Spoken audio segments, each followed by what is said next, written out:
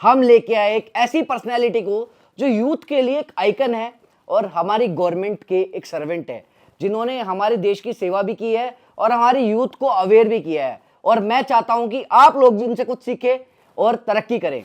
तो कैसे हो दीपक भाई? थैंक यू आशीष भाई। मैं सबसे पहले तो आपका शुक्रिया अदा करना चाहूँगा इतना अच्छा लवली इंट्रोडक्शन देने के लिए। Thank you very much. Welcome. तो दीपक भाई हम स्टार्ट करते हैं एक छोटी सी आपकी जर्नी के साथ। आप अगर स्पीड में अपनी जर्नी बताओगे, कैसे आप यहां तक एक गवर्नमेंट जॉब तक पहुंचे और आपका बैकग्राउंड क्या था? आशीष भाई, मेरा जो एक बैकग्राउंड है वो एक मिडिल क्लास फैमिली से है। और जिस तरह से फैमिली में मेरे फादर साहब एक गवर्नमेंट सर्वेंट रहे, 5 बच्चे, मतलब हम 5 भाई बहन, सबका लालन पोषण करना। मैंने स्कूलिंग भी अपनी नॉर्मल की, ग्रेजुएशन मैंने अपनी रामजस कॉलेज से की। 2009 में मैंने जेल सर्विसेज को ज्वाइन किया एज अ असिस्टेंट सुपरिटेंडेंट। और कॉलेज टाइम से ही मैं मेरिटोरियस स्टूडेंट रहा हूँ, तो एक अच्छी परवरिश थी, एक एकेडमिक्स मेरा अच्छा रखा पेरेंट्स ने।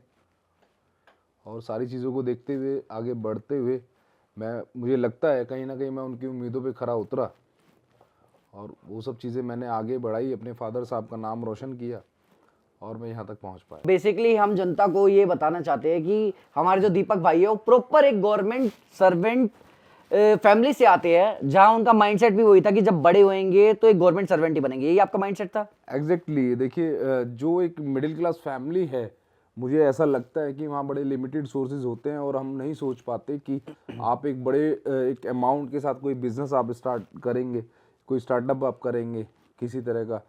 तो ऐसा लगता है कि हाँ, और परवरिश भी कहीं ना कहीं एक जो फैमिली एटमॉस्फेयर आपको देखने को मिलेगा गवर्नमेंट सेक्टर फैमिलीज़ के अंदर, वो यही होता है कि हाँ, आज मैं खुद गवर्नमेंट सेक्टर में हूँ, कल को मेरे बच्चे भी गवर्नमेंट सेक्टर में जाएं।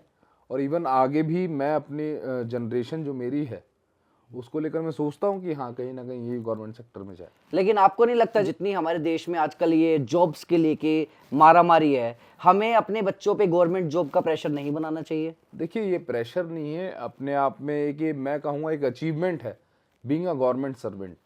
अभी पेंडेमिक में आपने देखा बहुत से जो प्राइवेट एजेंसीज हैं, प्राइवेट कंपनीज हैं, उन्होंने शफल किया, अपने एम्प्लॉयज़ को निकाला। तो कोई जॉब एश्योरिटी नहीं है, टिल रिटायरमेंट आप रहेंगे। एयरलाइंस में आप देखते हैं, बाकी कॉर्पोरेट सेक्टर्स के अंदर आप देखते हैं। लेकिन कंपैरेटिवली अगर मैं कहूँ, कहीं ना कहीं गवर्नमेंट सेक्टर एक ऐसा है कि हाँ, we are the safe, we are the secure till the age of retirement. तो बेसिकली हम कहना चाहेंगे कि गवर्नमेंट जॉब एक ऐसी सिक्योर जॉब है जहां पे एक बार आप लग गए तो हाँ, आपकी लाइफ सिक्योर है। एग्जैक्टली।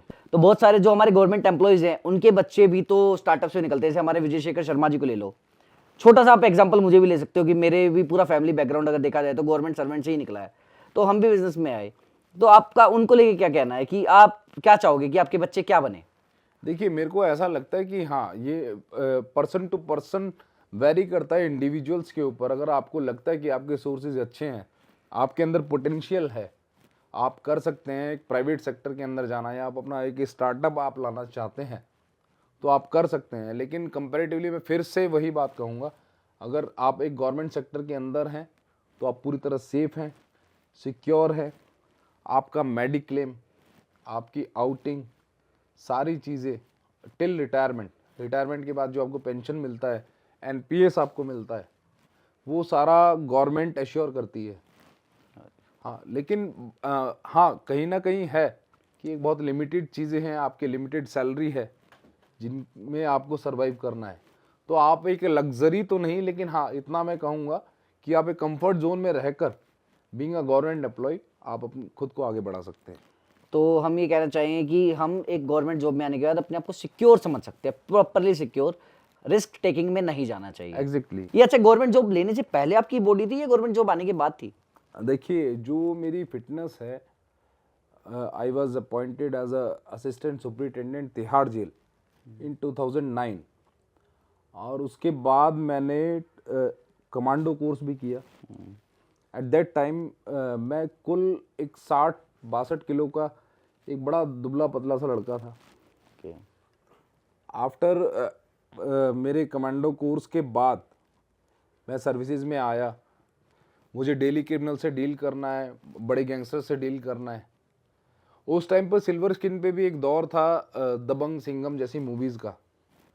तो मुझे कहीं ना कहीं देखकर लगा कि हाँ, ये जो मैं स्क्रीन पर मैं देख रहा हूँ, ये चीज़ें अगर रिलेटेबल होकर मैं सोसाइटी के अंदर एक लाइव एग्जांपल दे पाऊँ,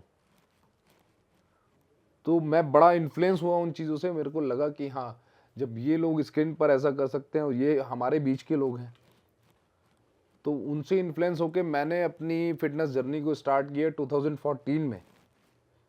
मैंने 3 साल अपना वेट पुट ऑन किया।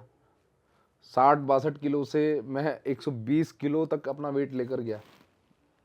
120 किलो वेट ले जाने के बाद फिर उसको रिड्यूस किया, कट शेप करने के बाद 90 केजी पे स्टेबल किया। और 2017 से मैंने स्टेज खेलना शुरू किया, जिसमें mister Delhi, mister UP, mister Haryana, all India civil services, इस तरह के तकरीबन 18 से 20 मेडल मैंने अपने नाम किए। और मैं पहला ऐसा अधिकारी हूँ जो अपने डिपार्टमेंट को, दिल्ली तिहाड़ जेल को नेशनल गेम्स में लेकर गया। और पिछले 5 साल से कंसेक्यूटिवली मैं नेशनल चैंपियन भी हूँ। ग्रेट। तो आप बेसिकली अपने डिपार्टमेंट को भी रिप्रेजेंट करते हो गेम्स में। जी हाँ, यहाँ मैं बताना चाहूँगा, आप डिपार्टमेंट की तरफ से अगर आप इस तरह की नेशनल गेम्स को रिप्रेजेंट करते हैं, तो डिपार्टमेंट से बहुत से बेनिफिट्स हैं। आपको इंक्रीमेंट लगता है। आप इस तरह के 5 इंक्रीमेंट अपनी सैलरी के अंदर, जो आपके स्पेशल इंक्रीमेंट कहलाते हैं, आप ले सकते हैं, जो टिल रिटायरमेंट आपकी सर्विस के अंदर, आपकी सैलरी के अंदर इंक्लूड होते हैं।